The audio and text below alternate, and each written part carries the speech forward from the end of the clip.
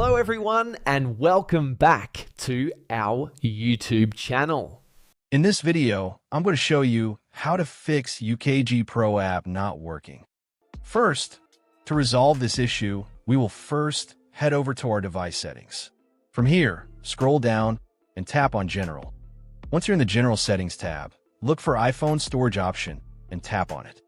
Over here, you can either search for the app or you can scroll down and look for it. Then tap on the app. On the next screen, you need to tap on the Offload app option. A confirmation pop-up will come up. Now tap on the Offload app option here.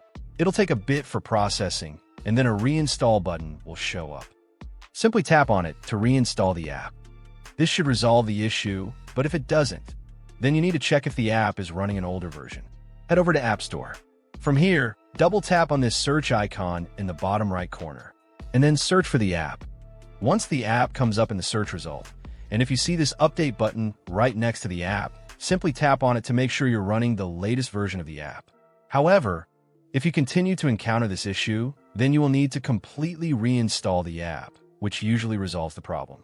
Head over to this screen the way we did before, and over here, tap on the Delete App option here to uninstall the app from your device.